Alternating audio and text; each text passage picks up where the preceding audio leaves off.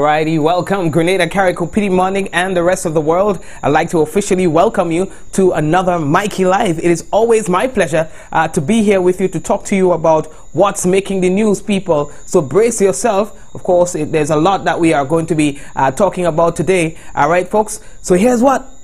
Tell somebody to tell somebody to tell somebody else that the program is live. Now, folks, this is news discussed, not told. Again, this is news discussed, not told. And of course, as we always do, we ask you to share the program. You see, when you share the program, that's when other people get to know that the program is live. So, whether it is that you're sharing it on your wall or in a group that you're part of or with a friend, it will be important to us. Now, your headlines. Grenadian killed in Tortola was gunned down in the presence of his children, says one media source. PM says that delay in the court transcripts is as a result of people not doing their work. Also, the Prime Minister has said that the country will lose if the CCJ fails. Don't celebrate just yet. Vincent Roberts is still with the National Democratic Congress. Now, pipe bombs sent to Hillary Clinton, Barack Obama, and CNN's office. We will tell you about that. Now, also wants you to know about service interruption. All right, we have that and more to tell you about. You can also find out what's breaking the internet right here on Mikey Live. So again, we'd like to encourage everyone to go ahead and share the program. Share the program so that the world can see that we are here and that we are live. You're performing your civic duty whenever you share the program. We want to remind you that the headlines is brought to you through the kind compliments of Duty Free Caribbean and the Colombian Emeralds International. Now, when we return, is real news in all your Lili Lolo. So stay tuned. And so it begins, a journey like no other. Jungles so lush, they make emeralds jealous.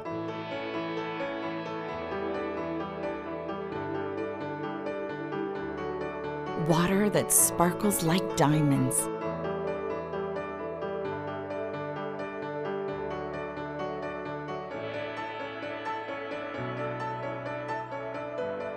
Mountains with more facets than precious gems.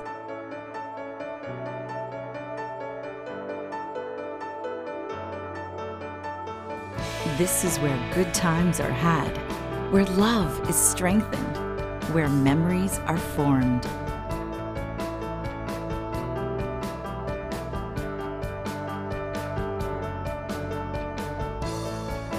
And when it all comes to an end, bring home something that will never fade. Colombian Emeralds International. Bring home more than a memory.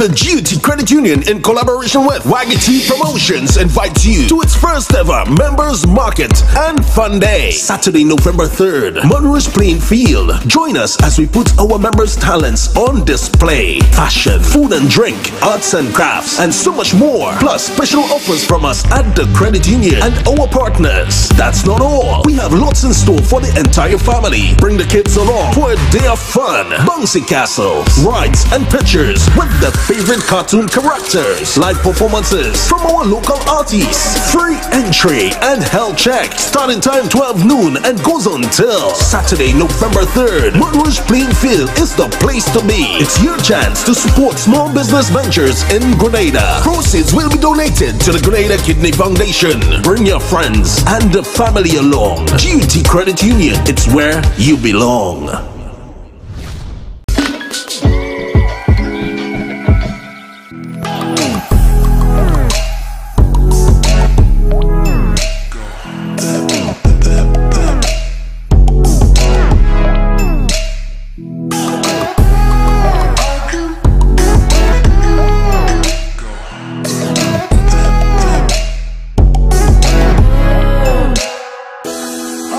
Stay home, make it go.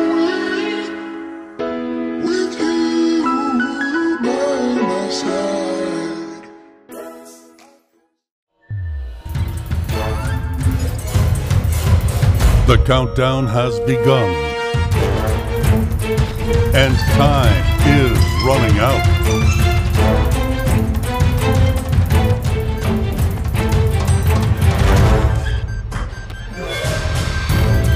Shop at Quartz today and make this season epic with the latest in electronics, appliances, stylish furniture, and so much more. Only at Quartz, bringing value home. All right, we always bring value home. That's Quartz. And again, we'd like to welcome you to another Mikey Live program. Now, the first thing that we need to tell you about is information that comes from the National Water and Sewage Authority, that is NWASA. Now, they advise consumers in Fort Judy and surrounding communities in the parish of St. George that in order to facilitate repairs to a damaged water main, you will experience an interruption in your water supply from 8 a.m. to 4 p.m. on Friday, October 26, 2018. Now, consumers are therefore advised to collect and store water in clean covered containers prior to the interruption in your supply. Please also be advised that although the system will be reopened at 4 p.m., some consumers, especially those on high elevation, may receive your supply within 2 hours after the scheduled restoration period. All right. Also, the National Water and Sewage Authority would like to advise consumers in the entire town of St. George, Paddock, through to the Limes, Woodlands, Woburn, Calivini, and surrounding communities in the parish of St. George that in order to facilitate repair to a damaged water main, you will experience the interruption in your water supply from 8 a.m. to 10 p.m. on Thursday, October 25th, 2018. Now, consumers are therefore advised to collect and store water in clean covered containers prior to the interruption in your supply. And the same applies to you. Although the system will be reopened at 10 p.m., some, especially those on high elevation, may receive your supply within 2 hours after the scheduled restoration. All right. They apologize for any inconvenience likely to be caused and would like to thank you for your patience as they work towards the delivery of a safe, adequate, and reliable water supply. And that's a message from NWASA. No. Grenada is now a member of the World Skill Americas. All right, World Skill Americas, and I have a picture somewhere there with Mr. Glasgow. I think some of you all will remember him from college, from the T.A. Marisho Community College. Yes, look him right there on your screen. So let's tell you about that a little bit more. Now, Grenada is the newest member of the World Skill Americas. That's the WSA. Now, Grenada's application for membership to the 26th member organization was approved in July of 2018. Now, the government of Grenada has approved the National Training Agency, the NTA, as the representative body and implementing agency. Now, Chief Executive Officer, Mr. Lincoln Morgan, was appointed official delegate and training support coordinator, Mr. Garvin Glasgow, as technical delegate. Now, as part of the requirements for membership, Grenada was invited to attend the General Assembly and Leaders Forum of World Skill Americas held in Santiago, Chile from October 1st to the 8th, 2018, and to make an introductory presentation on Grenada. Now, Grenada's representative at the WSA was the technical delegate, Mr. Garvin Glasgow, and other countries participating in the assembly included Benin, Brazil, Chile, Colombia, the Dominican Republic, Guatemala, and Peru. All right, now we would have more information on that posted on our website as we move on. The following is information that comes from the Royal Grenada Police Force. The Traffic Department of the Royal Grenada Police Force hereby notifies the general public and in particular motorists that Green Street, St. George's will be temporarily closed, that is to vehicular traffic, on Thursday 25th October 2018, and that's between the hours of 9 a.m. and 5 p.m. Now, according to police, this is to facilitate the demolition of a building in the said area. Now, the Royal Grenada Police Force apologizes for any inconvenience caused. We are moving on. I think we could continue to talk about the police, we have received some information from the police that we would like to share with you. All right, guys? Good.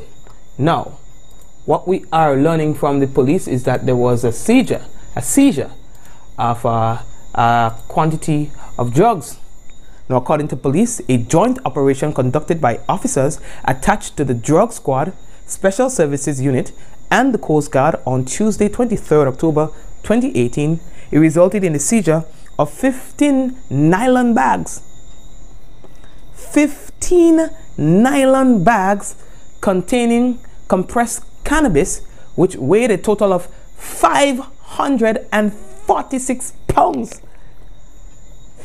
Now, according to police, the drugs were found along the seashore in Pearls, St. Andrew, after a fishing boat was seen leaving the area. And according to police, no one has yet been arrested for this. All right, but you guys know what the nylon bag is, right? It's those big bags, those big bags. Nylon bag. We used to use it for all kind of stuff, you know. In a boy days, you have used the nylon bags for many things. So, yes, for many things. So the police say that so far, no one has been arrested, but their investigations are continuing.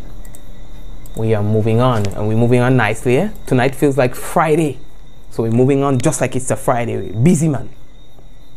Audio, the Grenadian man killed in Tortola. You know what they were saying? That's Mr. Etienne. They were saying that he was killed in the presence of his children. Understand? Now, we were telling you about this whole thing. Now, we understand that still police don't know what the motive of this incident is.